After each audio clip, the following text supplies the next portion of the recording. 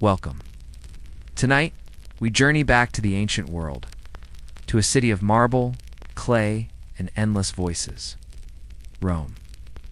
But not the Rome of emperors and senators, nor the Rome of legions marching across continents. Instead, we will walk through the quieter story, the story of childhood. For behind the triumphal arches and crowded forums, Rome was also a place where children were born, where they laughed and played, learned and struggled, grew into the men and women who carried the empire forward.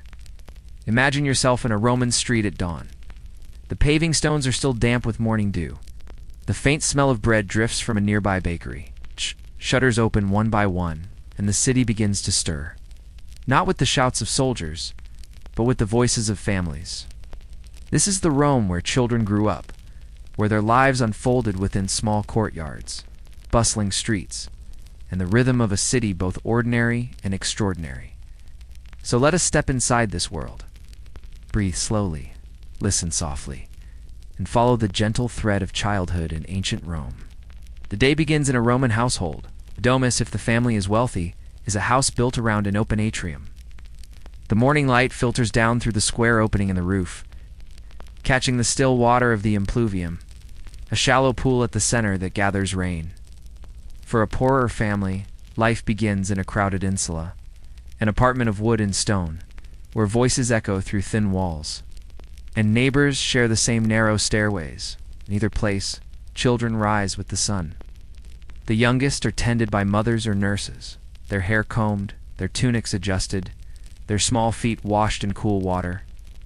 Infants might wear simple amulets, a small charm against bad fortune, perhaps a bulla, a rounded pendant given to boys to protect them until adulthood. Breakfast is modest. A piece of bread dipped in milk or honey is for some dates or olives. It is not a feast, but enough to begin the day. Soon, the streets outside fill with sound. Merchants open stalls, mules clatter along with carts, and water sellers call out. Children join in the bustle, some running barefoot to play in courtyards, others following parents to market. Play is simple, yet full of energy. Boys roll hoops with sticks, toss nuts like dice, or kick a leather-stuffed ball through the dust. Girls play with dolls carved from wood or bone, some with movable limbs, others dressed in scraps of cloth.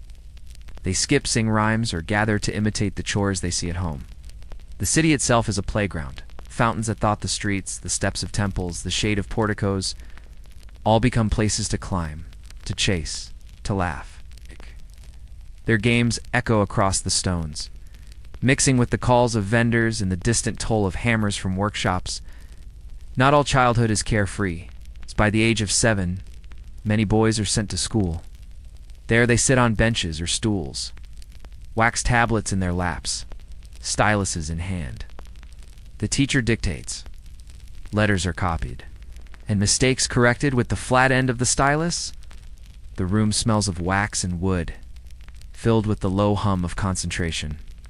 Girls, more often, learn at home. They are taught to spin wool, to weave, to manage a household. But some daughters of wealthier families also learn to read, their fathers proud of their education.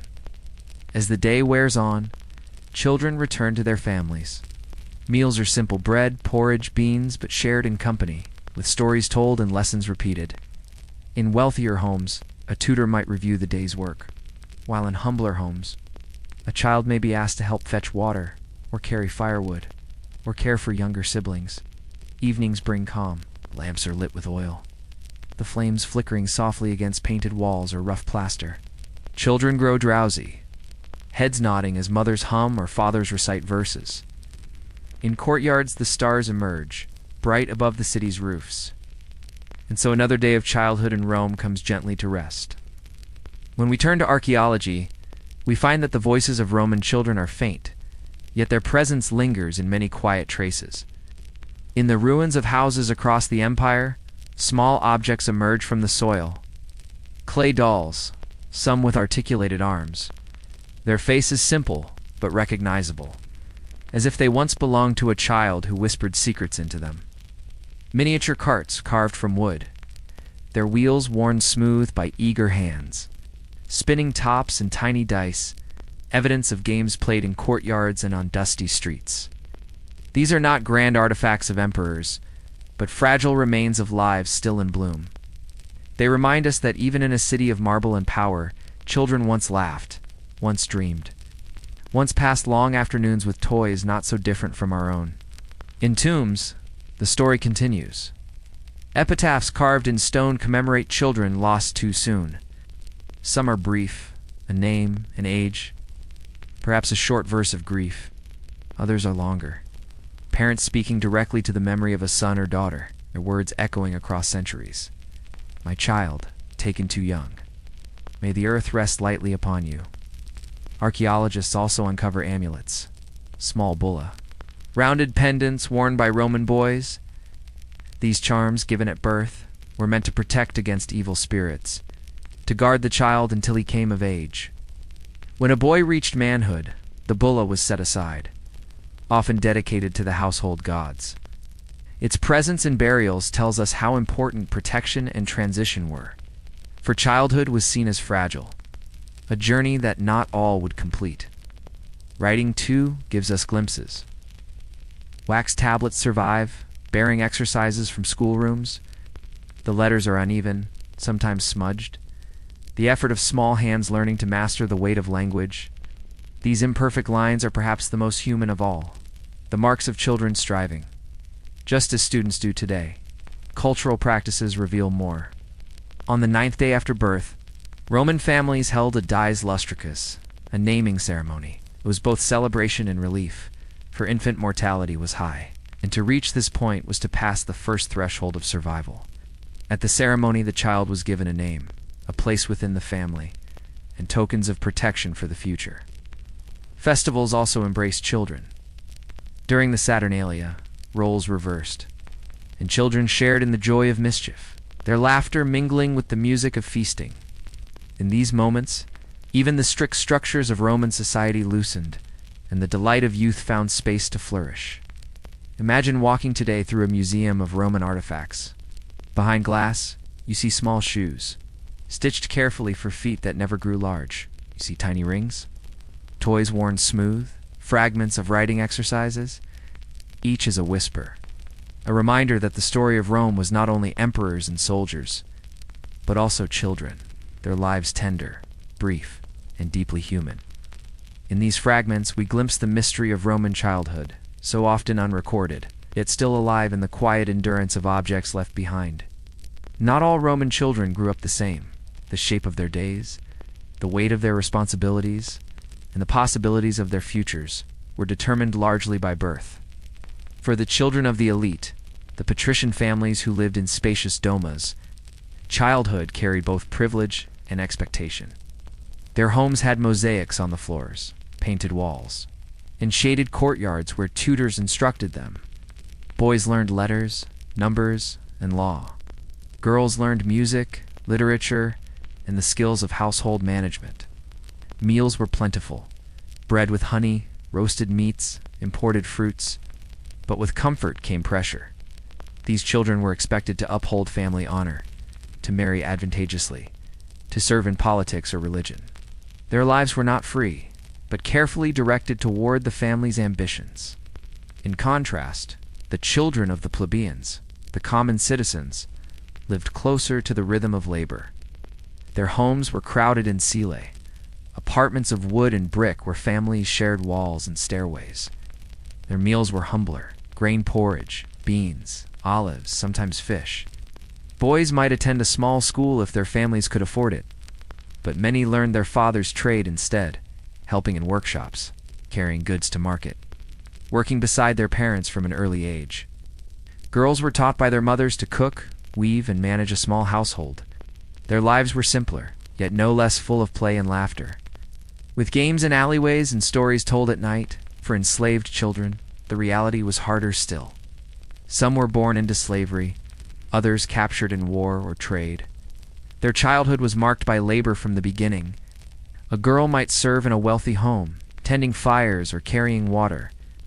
A boy might be trained as a page or sent to work in fields and workshops. Some grew up alongside their master's children, sharing their games but not their freedom. Their futures were uncertain, dependent on the will of their owners. Even so, fragments of humanity remained. Archaeology shows us toys that enslaved children played with, small comforts found in a harsh existence, festivals and rituals were moments of unity out on the streets during Saturnalia. All children, patrician, plebeian, enslaved, laughed together as order was turned upside down. Torches burned brightly, songs filled the night, and for a short time, the divisions of society softened. Yet as days passed, those divisions always returned. A patrician boy grew into a senator's son, a plebeian boy into a craftsman or soldier, an enslaved boy into property. The paths of their lives diverged sharply, but each began in the same way, with small feet running through the streets of Rome, the laughter echoing in courtyards. With the tender care of mothers and fathers, childhood in Rome was thus a mirror of society itself, a place of joy and fragility, hope and limitation, shaped by wealth, freedom, and fate.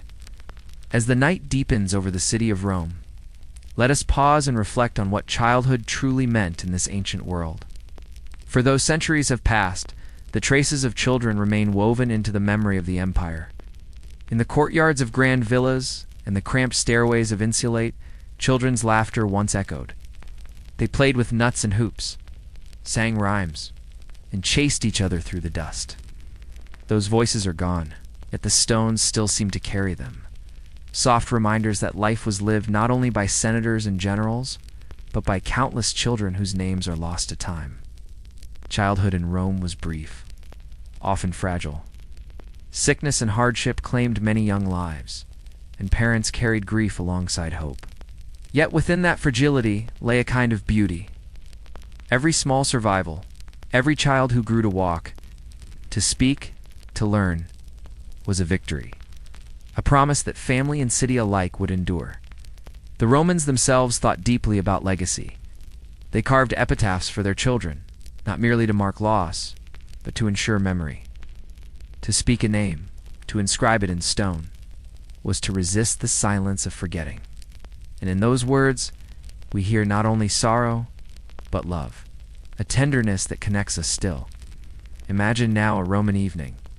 In a modest home, a mother hums softly as her child drifts to sleep. In a wealthier domus, a tutor recites verses while a boy rests his head, drowsy from lessons.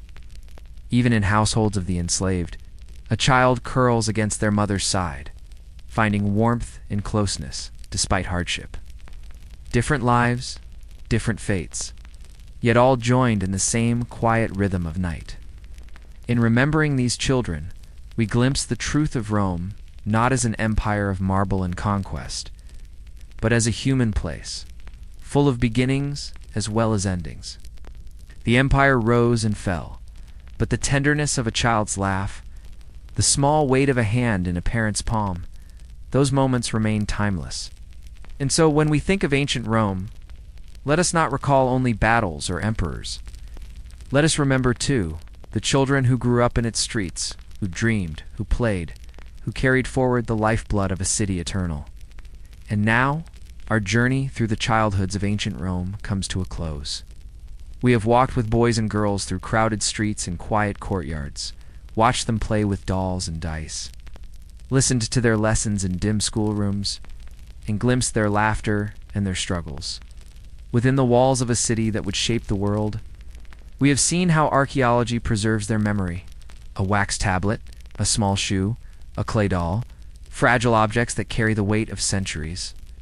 We have felt how social divides shaped their paths, from patrician children groomed for politics, to plebeians growing into trades, to enslaved children carrying heavy burdens. Yet beneath it all, the rhythm of childhood remained the same.